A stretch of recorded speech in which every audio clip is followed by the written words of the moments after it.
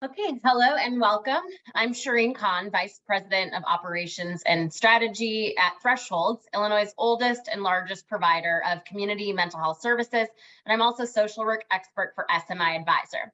I am pleased that you're joining us for today's SMI Advisor webinar, Managing Hoarding Disorder and Hoarding Behavior in People with SMI. SMI Advisor, also known as the Clinical Support System for Serious Mental Illness, is an APA and SAMHSA initiative devoted to helping clinicians implement evidence-based care for those living with serious mental health conditions. Working with experts from across the SMI clinician community, our interdisciplinary effort has been designed to help you get the answers you need to care for your patients. Next slide.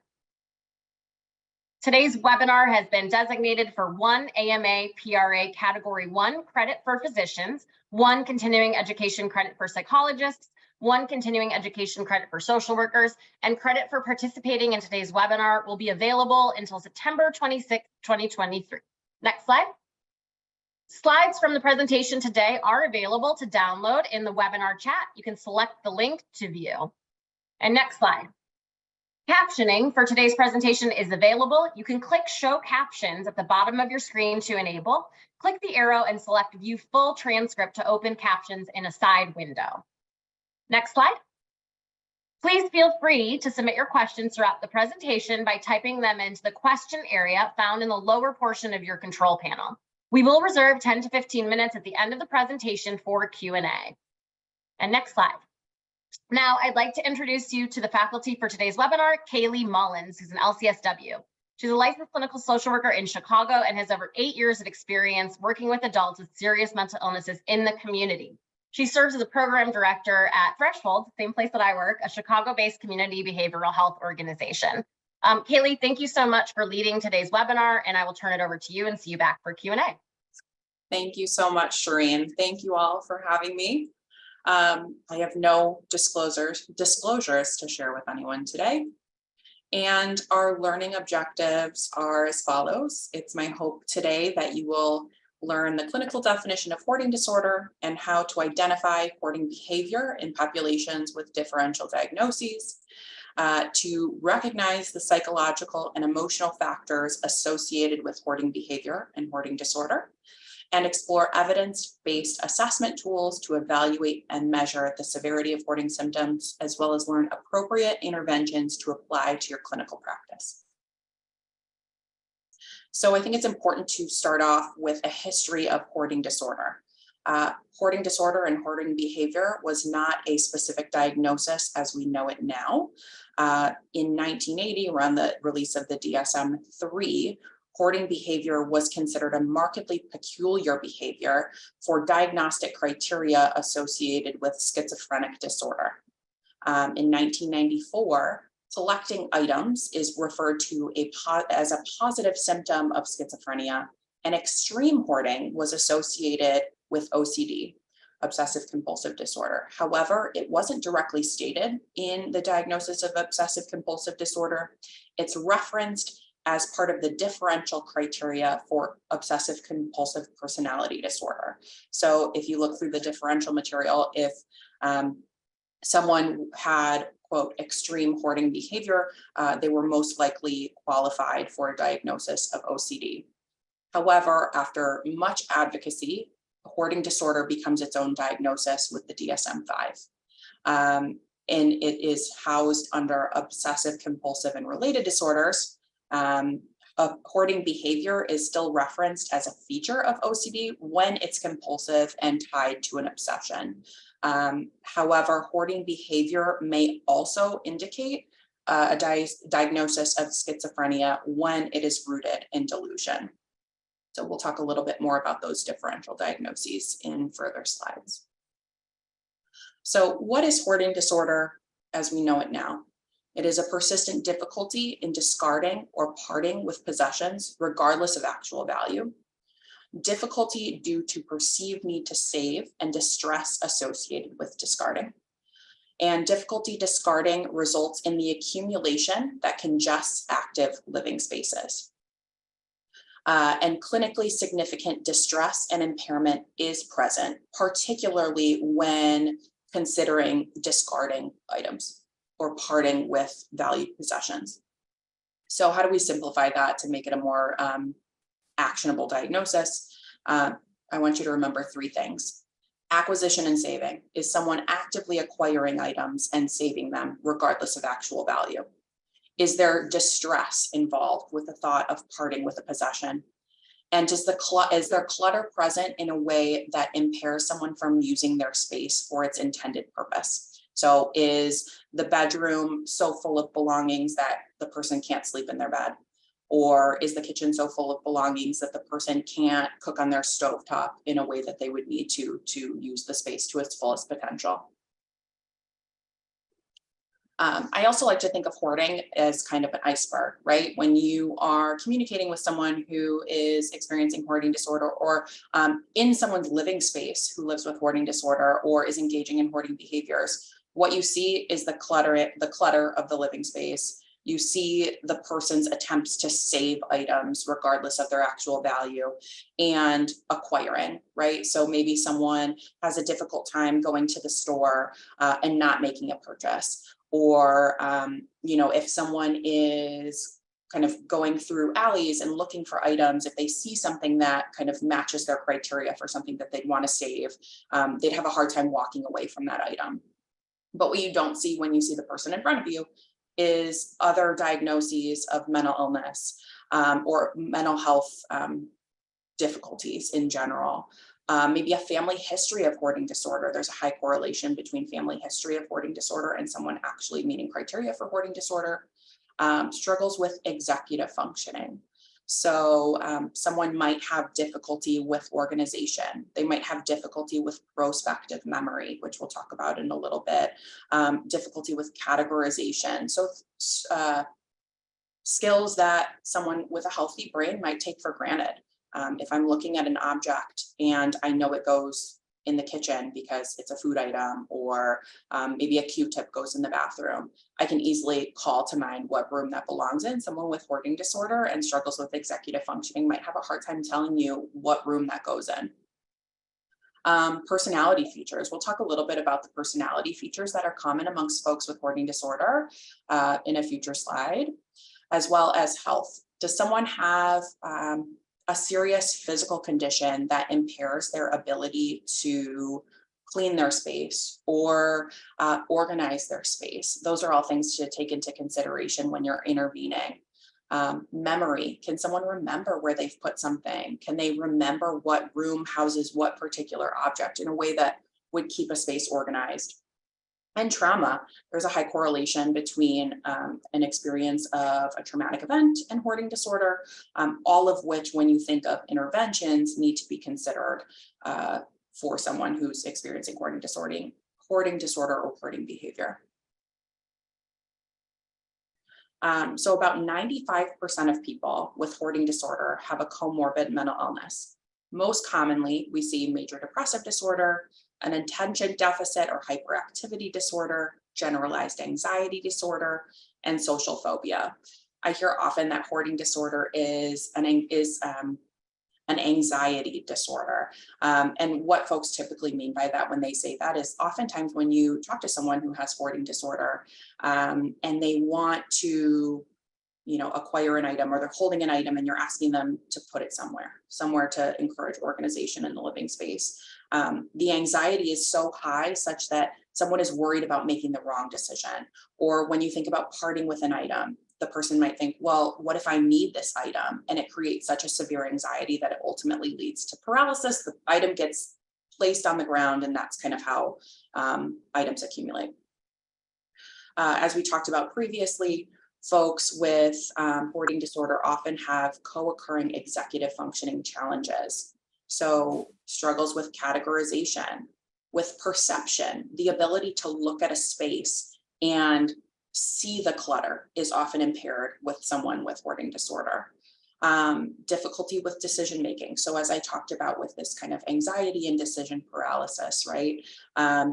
Something that I often take for granted is the ability to be very decisional in my day-to-day choices. I have an apple that I'm putting away. I know it goes into my produce bin in my fridge, right? Someone with hoarding disorder might have a difficult time making that decision and being decisive about where something goes. And then prospective memory. So if I were to ask someone who doesn't struggle with hoarding disorder or hoarding behavior, tell me about how you would decide how to organize your mail. Someone might say, okay, if it says, dear valued customer, probably going to recycle it. It's probably just an advert. If something says to a neighbor, right, something really general, I know to pitch it because it could be recycled. It's trash. And then I know if something says a bill, right, it's a bill, it's ComEd or gas company, whatever, that I pull aside and I want to pay my bills. And then if I see like a handwritten note from a loved one, I know to keep it. It's got sentimental value. Someone who struggles with prospective memory couldn't tell me the steps that they would use or the criteria that they would consider in order to organize something like mail. So all mail therefore has some sort of value if someone's hoarding pieces of mail or paper goods. And it's difficult to encourage that person to make a distinction between an ad and a letter from a family member or a loved one. Personality features amongst folks with hoarding disorder. Often folks who experience hoarding disorder have excessively high standards, which when I say that, folks kind of balk at that. And it almost seems counterintuitive, right? Like if we're in someone's living space and it's hoarded, we often assume that the standard of living is quite low. That's often not the case for folks with hoarding disorder. Again, this kind of goes back to the anxiety that's present amongst someone with hoarding disorder. They want to make sure that they are making the absolute best decision that they can, and therefore they hold on to items, again, regardless of actual value, in order to ensure that they are making the right decision. They have something that they can grab in the event that they do need it again. We talked a little bit about indecisiveness, getting lost in the detail. So if someone is standing amongst their items and they experience hoarding disorder, what they're looking at is the very specific items that give them pleasure, right? They're looking at maybe a stuffed animal that reminds them of a happy time or a memory of childhood. Or they're looking at a paper good that they want to do something very specific with. They're not looking at their space and seeing the clutter and that is accumulated, creating an unlivable space. And then emotion regulation challenges. Often the items that are collected are tied to emotion regulation. So say, for example, someone is experiencing serious anxiety, they pick up, an item, that item can soothe the person in some way. And that kind of reinforces this idea that collecting items is good because it makes me feel better.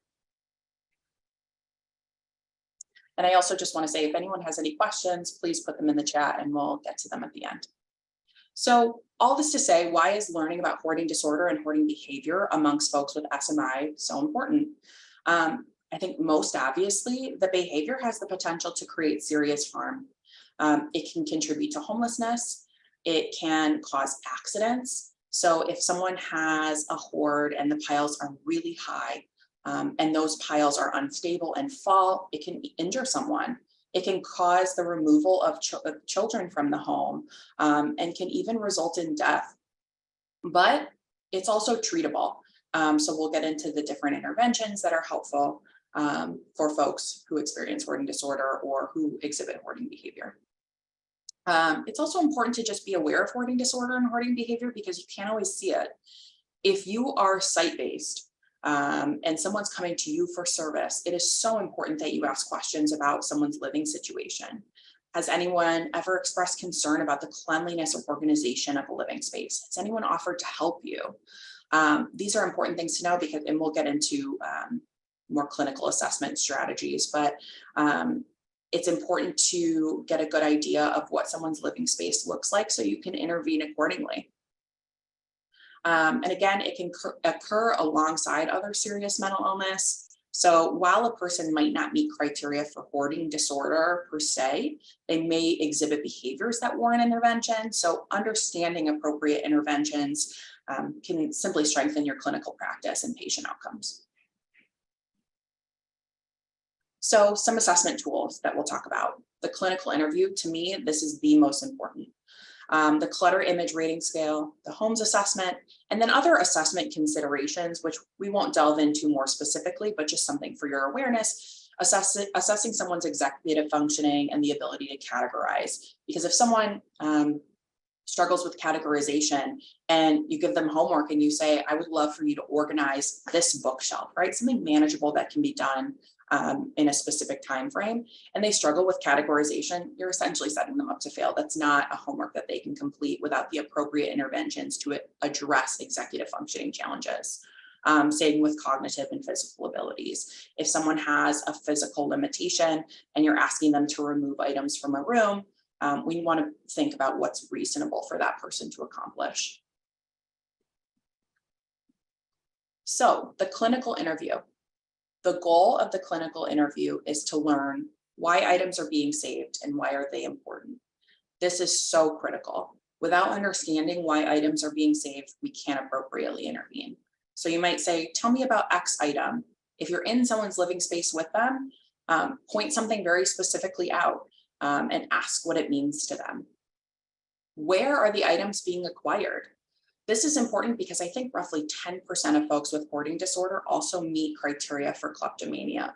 So understanding if someone is kind of dumpster diving and gathering items, or if they're going to a store and purchasing them, or if they're stealing them. It's important to make sure our clients are aware of the impacts of theft, right? The possible consequences of engaging in that behavior and intervening most appropriately. Also learning about client goals. What would you like to use your space for that you can't now? So does someone have children that have been removed from the home and they want their children to come back to the home? What a great goal, right? And we can really partner with that person and use interventions to help them achieve that goal, right? If we're going into someone's living space and saying, oh, this is a fire hazard, this is dangerous, all the reasons, that makes sense to us as the clinician, and the person saying, that's all fine and good, but I just want my children back. We can achieve our goals while prioritizing the client goals.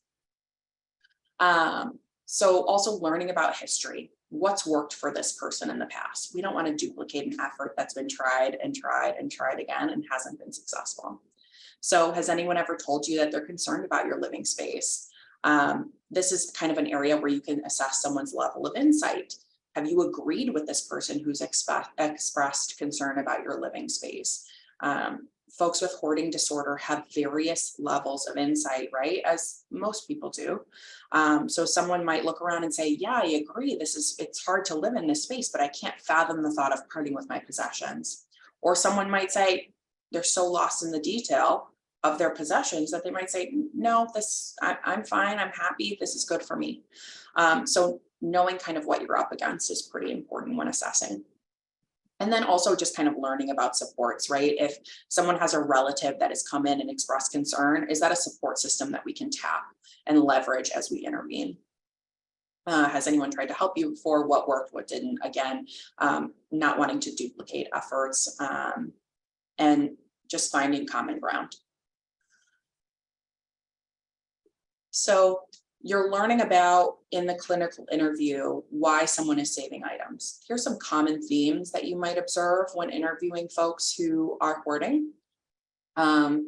Beauty, this item is so beautiful and therefore I have to have it.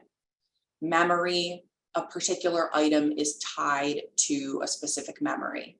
And the fear is that if you relinquish this item, you're no longer going to remember this particular moment. I don't know, I kind of think about like Disneyland, for example, or Disney World. Maybe someone has like Mickey Mouse ears and they say, you know, if I give up these Mickey Mouse ears, I won't remember about the great time that I had in Disneyland with my family. So I can't part with this item. Utility. Sometimes you'll find folks who explain that, well, I have this because maybe I'll need it to store X, maybe if you're holding cans, for example. Well, I need to hold on to it because if I have this, if I find something that's a very specific size, I need to be able to use this can to store items in. There's a function to it.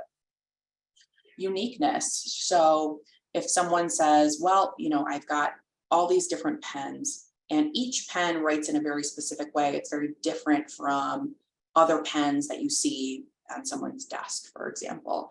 This idea that the item that they have is unique from other people can create value. And then sentimental. similarly tied to memory, but maybe someone gives them a handwritten note and that is of sentimental value. But so is something that reminds them of a relative, right? It's not quite a memory of a specific instance, but it is something that's sentimental to the person in that it reminds them of a relative or a friend or just a value of theirs. Comfort and safety. So I participated in a training years ago, and one of the examples that I thought was really valuable in terms of comfort and safety was this one. There was a woman who was engaging in hoarding behavior, and they asked about a lot of the items that she was storing, and a lot of her items were kind of stacked up against a window. And she reported that it's to keep her safe, and she had experienced a pretty significant trauma. Someone had broken into her home and assaulted her. And so her desire was to create a living space that was safe for her. And by gathering all these different items, she kind of came to the idea that if I have too many things in my home, someone can't break in and hurt me again. So it kind of creates a physical barrier between me and a possible assailant or someone breaking in. Identity. So maybe someone has a strong value of environmentalism. They are an environmentalist at their core. That's a core value of theirs. And holding various canned goods or paper goods or things that could be recycled but are often thrown away is a way to continue to save the planet. Having control, wanting to make sure, you often see this kind of criteria with pet hoarding. So if someone is hoarding a large amount of animals and wanting to have control over the outcomes, and it's often benevolent, right? Like if someone is hoarding animals, the fear is that if they relinquish control, they can't control how someone will care for this animal, and that can be really distressing. And then fear of making a mistake. We talk about this often, right? The anxiety and decision paralysis. And then avoiding waste, wanting to have responsibility for the planet, and validation of worth. Like, look at all my things. They mean something to me. That makes me meaningful. So these are some common themes. And of course, this is not an exhaustive list, but this is something that you can find when assessing for hoarding disorder and doing a clinical interview to learn a little bit about what interventions might be most appropriate. Next is the clutter image rating scale. This tool I really like because I think it helps clinicians to develop a common language when discussing the severity of someone's hoarding disorder. It's a clear visual representation of the severity and of the disorder or behavior, and it's a visual application of the clutter. So I'm going to show you an example of what this looks like. So a researcher and his TAs kind of got together, they rented this apartment and kind of created various levels of hoarding in various different rooms. So this is the living room CIR. Just a quick Google search will take you to other rooms as well, where you can kind of use this language. So someone might meet criteria for hoarding disorder between like a 4 or 5, maybe even 5 to 6. So again, this doesn't tell you about someone's level of distress. It doesn't really tell you about someone's executive functioning challenges, but it allows you to have a clear idea of how severe the hoarding disorder is amongst colleagues so that you can intervene appropriately. It doesn't require everyone to be in the living space. You can say the person's living space was about an 8, right? And we kind of have a clear understanding of what that looks like. Just some tips for using this scale is take an average of the pile heights. Often if you are in someone's home that is hoarded, you'll see varying different piles. And maybe an egress path in the middle, you want to take an average, and that's the number you use. Look for windows and kind of compare it to where the pile height falls, and then look for key furniture pieces in a room. So is the bed usable? Can you even see the bed? That can help you identify the most correct number. Another really great assessment tool that I think is really helpful for folks, especially when folks are doing home visits, is the HOMES assessment. It can help you quickly identify safety concerns and more specific causes for intervention. It's pretty quick to complete. It's a checklist, and I'll show it to you in a second. And it promotes specific and measurable goal setting. When you think about folks who are hoarding and have executive functioning challenges, we want to make sure that our goals are specific, measurable, and achievable. And it highlights key dates. So if you're doing a home visit and someone is about to be evicted, that's a pretty serious impending deadline to address the clutter in a room. So like the acronym suggests, it goes through HOMES, health, obstacles, mental health, endangerment, right? Is there a child in the home that we have to be mindful of? Is there a senior in the home? Is the structure and safety of the building secure enough that it's not causing a potential health hazard or safety risk for neighbors? So all things important to consider. And then the backside of the assessment is just kind of a quick overview of who's in the home, any imminent risks, and then capacity measurements. So does the person have the psychological or physical ability to participate in some of the interventions that you're going to provide.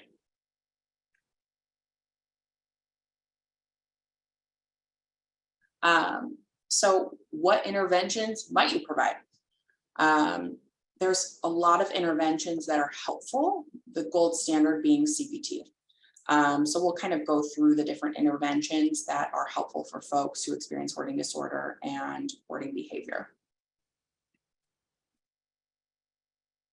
So CBT is the most commonly used. It focuses on changing thought patterns, emotions, and behaviors associated with hoarding. So we want to challenge this notion, right, that a physical object can bring some relief to a distress that someone's experiencing. It assists folks with identifying and challenging distorted beliefs related to acquiring and saving possessions, and develop alternative coping skills. So if someone has, I keep going back to a teddy bear, so I'll just kind of keep going back to it, but a teddy bear, it soothes for some reason, right, which we've learned through the clinical interview why these items are being saved, but it soothes some anxiety. We want to teach people how to manage anxiety and self-soothe without having to use a particular item that was acquired or acquiring in the first place. Maybe the act of acquiring can provide some soothing measures.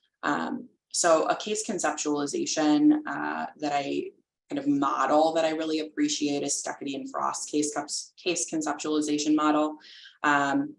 You know, these items are positive reinforcements, and in order to intervene in someone who is experiencing hoarding disorder or hoarding behavior, we have to kind of break the connection between the item being the positive reinforcer. And Stuckedy and Frost are two folks who have done quite a bit of research on hoarding disorder. We still don't have much in the way of hoarding disorder research or hoarding behavior, but they're two folks that come up quite a bit. Exposure and response prevention. So involves gradually exposing individuals to anxiety-inducing situations relating to discarding possessions while preventing usual saving behaviors. So for example, taking someone on a shopping trip and encouraging them to shop around without engaging in acquisition, right? So can we walk through a Goodwill together, use coping skills that we've learned already together before we do this, and practice those coping skills instead of purchasing something that's really important, purchasing the canned good or the teddy bear or whatever, and use our distress tolerance skills that we've developed to manage that internal distress and walk out of the store and be okay and not have these items in front of us that, that we felt compelled to purchase. So again, this should be done with someone who can support the person and guide them through these coping skills in the moment. And the goal is that the anxiety will diminish over time. Peer support. There's quite a bit of research that supports peer support as a support for folks with hoarding disorder. Hoarding disorder and hoarding behavior is really isolating, right? People are in their homes often struggling with this disorder with without a clear picture of others who experience something similar. So peer-led interventions that have been specifically designed to address hoarding behaviors can be helpful, often in combination with other treatments. It's not typically the only mode of treatment, but there are various workshops like the Buried in Treasure workshops, which combines skill building and peer support. So sometimes what you'll find in these Buried in Treasure workshops is folks will have kind of like a bookshelf, and when you come into a group, you have to bring something there to provide to the group, and you can also take something back too. But the goal is to kind of promote this idea that I can part with my possessions and be okay, and be surrounded by peer support. Medication. This is often not the primary treatment, very often not the primary treatment, but SSRIs have shown to provide some benefit in reducing hoarding symptoms. But again, it's most effective in conjunction with other treatment modalities like CBT.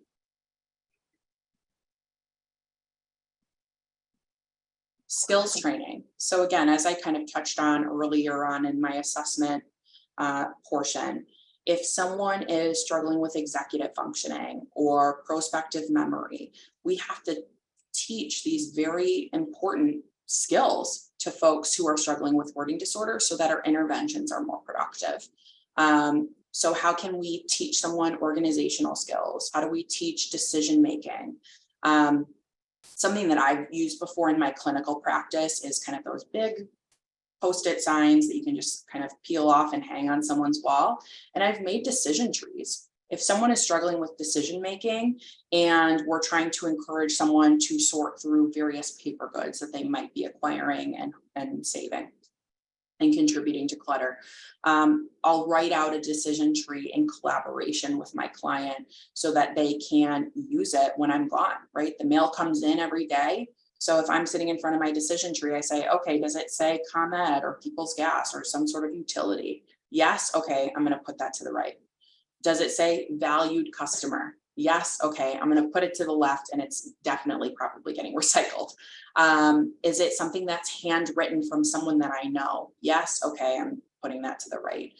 Something that's really clear and can be referenced by the person that you're intervening with, so that they can practice this problem solving and decision making skills. Another example of this, so maybe you have a box of items, right? A Q-tip, a piece of thread, scissors, whatever. And you want to practice categorizing various items with the client. So where does a Q-tip go? Someone who struggles with hoarding disorder might say, well, it could go in the bathroom, it can go in the kitchen, or I might need it in my office if I'm cleaning out my keyboard. So I'm not sure. And often when that happens, the item just gets placed kind of right where it is because of, the anxiety of making the wrong choice, and it just doesn't move and the clutter kind of expands.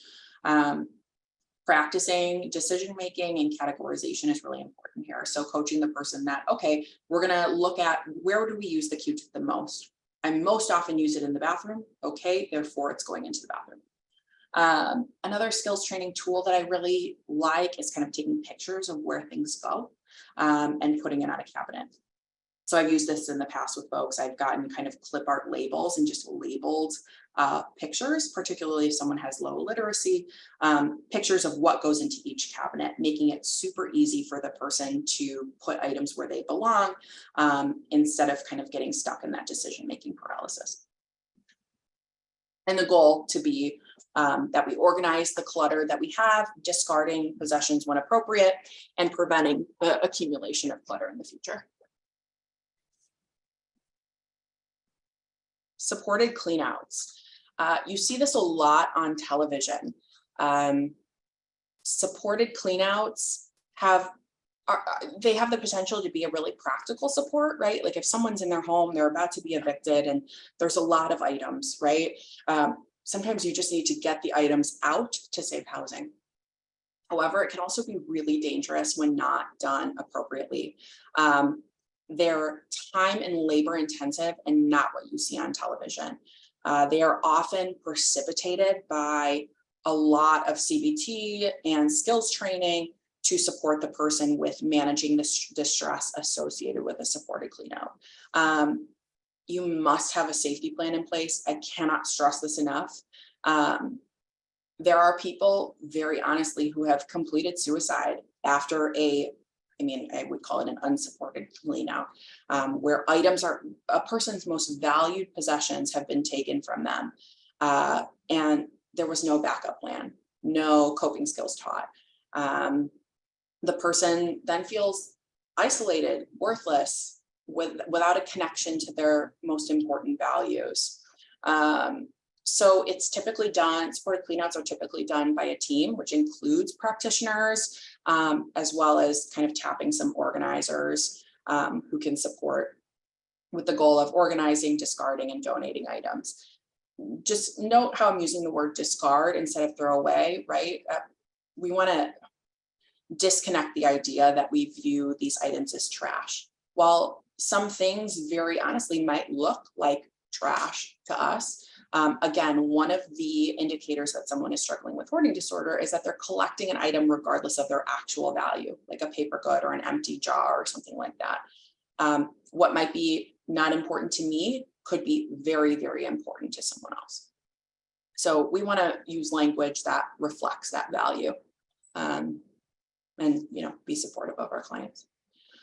But again, this should only be done after coping skills are taught and are in place, and someone is available to guide someone through the use of those coping skills during a cleanout. Oftentimes this kind of coincides with the use of a decision tree. If we're making our way through a particular room and maybe it's filled with paper goods, we use the decision tree that I described before in order to decide what gets removed from the home versus recycled versus donated, et cetera. Something that I rely on often as a community-based social worker is some harm reduction strategies. So I rely often on visual cues. So particularly if someone struggles with executive functioning and we're working on developing these skills, you might take a really bright duct tape or something and tape pathways through each room and tape pile heights on the walls. The goal is to reduce harm. The goal of kind of putting tape on the walls and on the floors isn't to reduce the clutter, it's to lessen the likelihood of the severity increasing. And it's helpful for people to see, okay, I have X amount of things, it has to stay within this kind of bright green square. What do I need to move? What do I need to discard on my own as the client before my social worker comes back and says, oh, that's past the line. How can we intervene here? So, where I work, we have teams of folks who go out and support our members or our clients. And so everyone on the team has to be on the same page. If Joe member, we're using kind of tape as a visual cue, every person who enters that home needs to be on the same page that if something is passing the tape line, then we're intervening. Using incentives to clean spaces. So an example a fellow clinician used that I really liked, right, is if someone is having a difficult time keeping a stovetop clear of paper goods, which is a fire hazard, we want to incentivize when the stovetop is clear. So this particular clinician that I kind of observed would say, if I'm coming into your home and the stovetop is clear, I'm going to bring you flowers, or I'm going to bring you a food item or something like that. So the member, the client, was highly incentivized to keep counter space, keep stovetops clear, so that they can have something that makes them feel good, right? Flowers are beautiful and they bring people joy, and it was a good enough incentive to keep the stovetops clear. Again, prioritizing the cleaning of high-risk areas. So if you're walking into someone's home for the first time and you see that it's a hoarded space, it's important to use harm reduction strategies to clear the areas that have the potential to create the most harm. So we're focusing on paper goods on a heat source. We're focusing on electrical outlets staying clear. We're focusing on creating an egress path, right?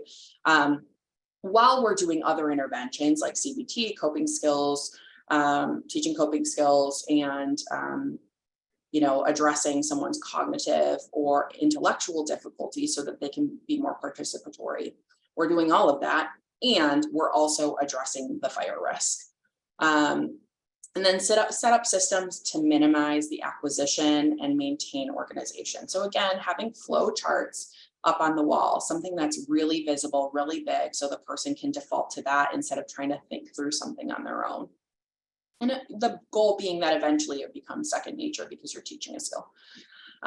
Maybe you're unsubscribing from paper goods. If someone's holding on to paper goods, you're working with that person to unsubscribe from a magazine that they don't really read, or switching to electronic subscriptions. So if someone is collecting mail and has a hard time discarding their things that come to them in the mail, you might say, okay, you really like this magazine. Can we get you the electronic version? Can you read it on a tablet or the library computer?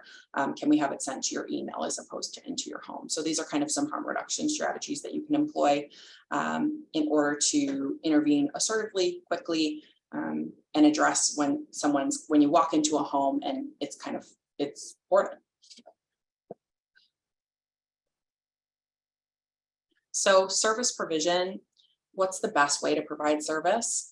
I'm community-based, so that's kind of the model that I know and love.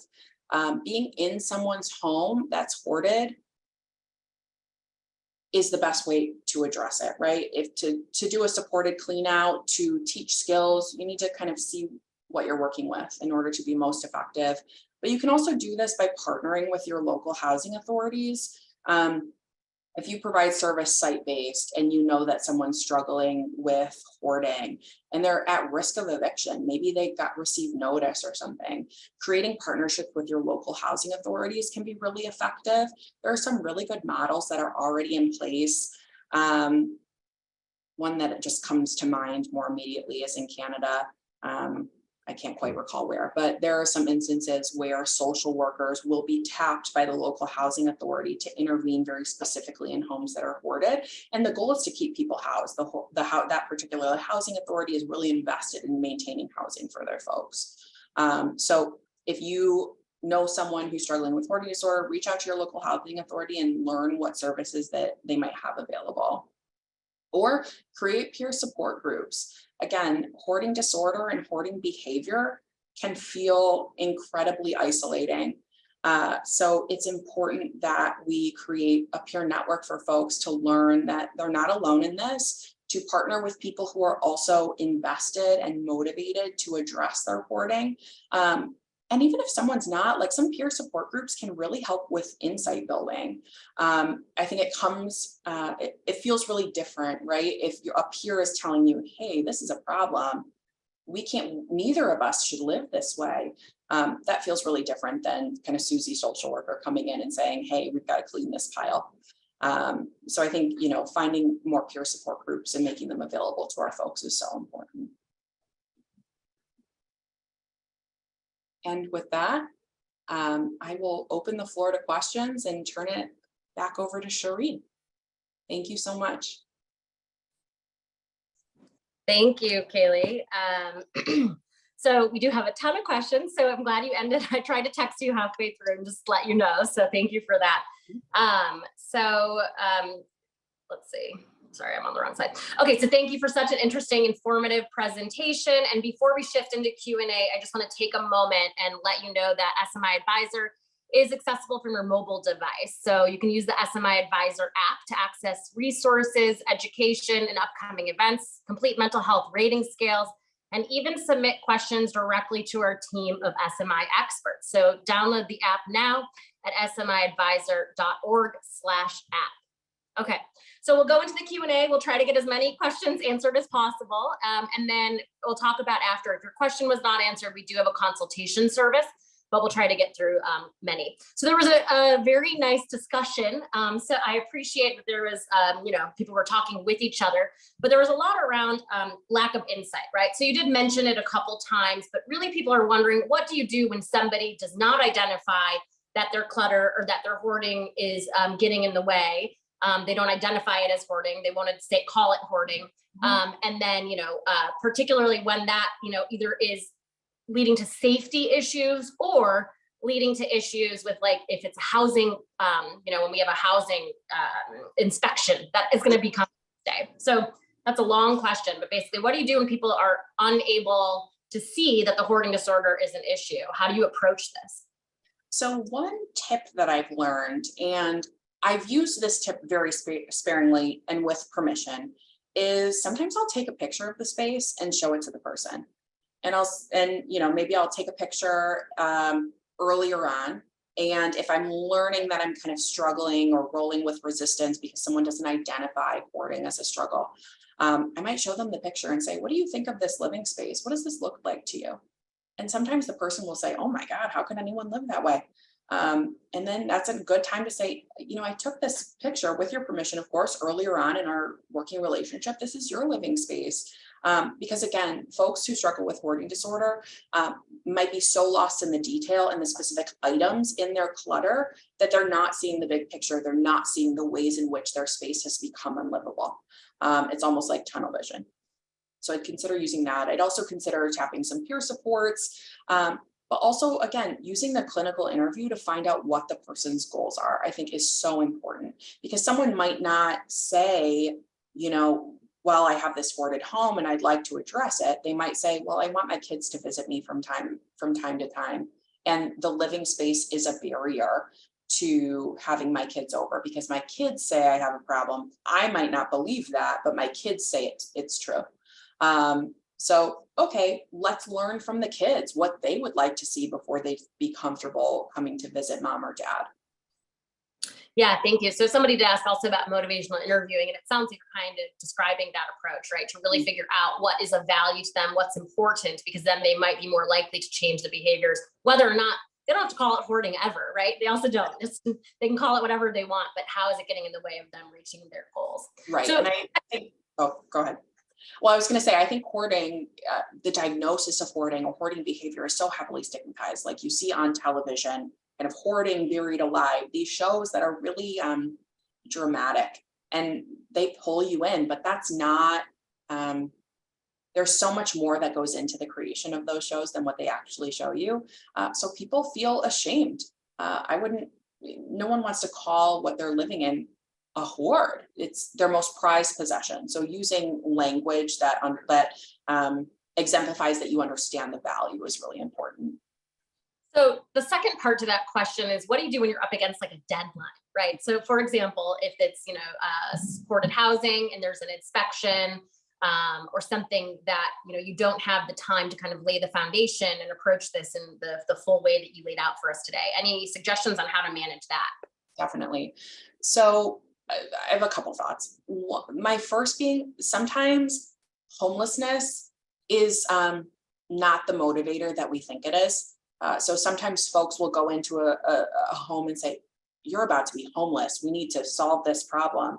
And maybe someone's already experienced homelessness. So that's not really frightening. It's frightening to us as someone who deeply cares about the people that we're working with, but it might not be so frightening to the person. So learning about what their actual motivation for change might be is really important. Secondly, harm reduction skills are really important here. Harm reduction interventions, are really important. Taping off pile heights or egress paths to give a visual cue of what's acceptable to a housing authority for someone to pass inspection is just important. Great, thank you. So a few questions around, early warning signs or co-occurring, right? So are there typically disorders that are co-occurring with, or not even disorders or such circumstances that correlate with hoarding disorder? So some from the list were trauma, grief or loss, personality disorders, or homelessness. I think people are wondering about early intervention, right? Before things become to the level of, full hoarding. Is there early warning signs or early correlations? And then how would you approach it at that point?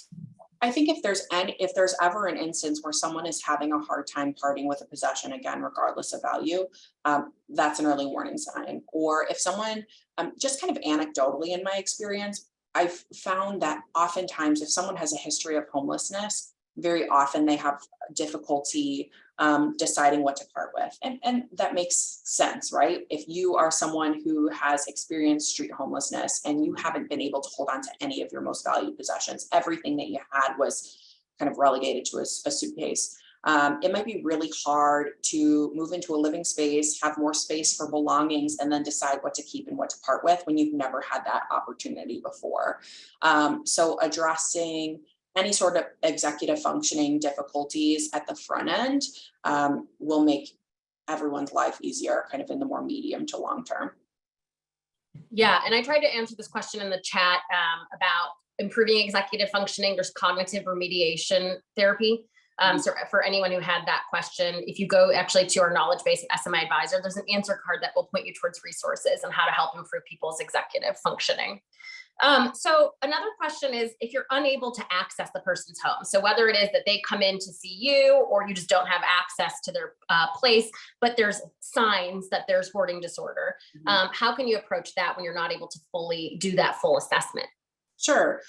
Learn about what the person's support systems look like and, get some ROIs, have some more communication with collaterals who might be able to provide you with more insight into what's going on in the home. Again, if someone is very independent, doesn't have a support system that you can ask about, or maybe someone's not letting people into their home, which often happens, again, because of guilt, shame, etc. I think just being super direct is really important. Or honestly, show someone the clutter image rating scale and say, hey, what does your space look like? Can you pick a number for me?